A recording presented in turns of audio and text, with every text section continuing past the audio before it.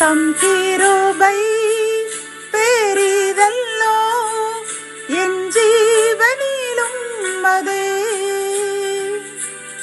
இம்மட்டும் காத்ததுவே இன்னும் தேவை கிருபை தாருமே இன்னும் தேவை கிருபை தாருமே. ஆண்டவரும் அருமை இரட்சகருமாகிய இயேசு கிறிஸ்துவின் ஈடு இணையற்ற நாமத்தில் சேனைகளின் கர்த்தர் ஊழியத்தின் மூலம் 2/9/2025 இந்த நாள் உங்களுக்கும் உங்கள் சந்ததிகளுக்கும் சந்தோஷத்தின் நாளாக அமையப் போகிறது என்று மனதார வாழ்த்துகின்றேன். இன்று நாம் அறியவிருக்கும் கிருபையின் வார்த்தைகள் சகரியா 12ஆம் அதிகாரம் 7ஆம் வசனம். கர்த்தர் யூதாவின் கூடாரங்களை முதல் ரட்சிப்பார். கத்தோலிக்க வேதாகமம் இவ்வாறு கூறுகின்றது. ஆண்டவர் யூதாவின் கூடாரங்களுக்கே முதலில் விடுதலை அளிப்பார் என்கின்றது. பிரியமான இந்த செய்தியை கேட்டுக்கொண்டிருக்கின்றேன் அன்பு சகோதரனே சகோதரியே, இந்த கிருபையின் வார்த்தைகள் மூலம் கர்த்தர் நமக்கு கூறும் ஒரு நல்ல ஆலோசனை என்னவென்றால், கர்த்தர் யூதாவின் கூடாரங்களை முதலில் ரட்சிப்பார். அப்படி என்றால் அர்த்தம் என்ன? யூதா என்பதற்கு துதி என்று பெயர்.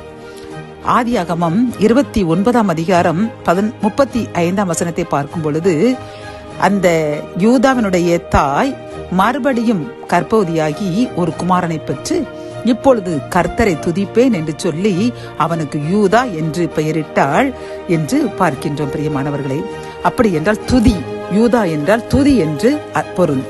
துதிக்கின்ற மனிதர்களிடையே கர்த்தர் வாசம் பண்ணுவார். துதிகளுக்கு பயப்படத்தக்கவர், துதிகள் மத்தியில் வாசம் பண்ணுபவர்.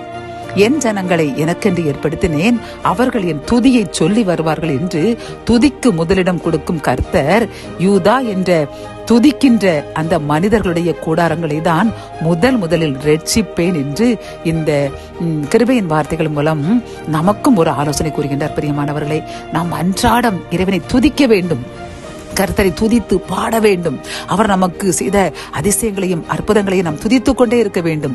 அனுதினமும் நம் வாயில் அவர் கர்த்தரை துதிக்கும் பாட்டாக இருந்தாலும் சரிதான், அவருடைய வசனங்களையும் நாம் சொல்லி துதித்துக் கொண்டே இருக்க வேண்டும். பிரியமானவர்களே, இன்று இந்த புதிய மாதத்தில் செப்டம்பர் மாதத்தில் கர்த்தர் நமக்கு கூறுகின்ற ஒரு பெரிய ஆசீர்வாதமான வார்த்தை என்னவென்றால், நாம் துதிக்க வேண்டும், எப்பொழுதும் கர்த்தரை துதித்துக் கொண்டே இருக்க வேண்டும். அப்படி என்றால் கர்த்தர் நம்மை நம் சந்ததிகளையும் ரட்சித்து அளவில்லாத ஆசீர்வாதங்களால் நிரப்புவேன் என்று வாக்கு கொடுக்கின்றார். இந்த செய்தியை கேட்டுக்கொண்டிருக்க நாம் ஒவ்வொருவரும் இன்றிலிருந்து நாம் அனுதினமும் நேரம் கிடைக்கும் பொழுதெல்லாம் பிறரிடம் பேசியோ அல்லது செல்போனிலோ வேறு காரியங்களை நாம் செய்து நமது நேரத்தை நாம் வீணடிக்காமல் எப்பொழுதும் துதித்துக் கொண்டே இருப்போம். அப்பொழுது கர்த்தர் நம்மையும் நம் சந்ததியும் ஆசீர்வதிப்பார்.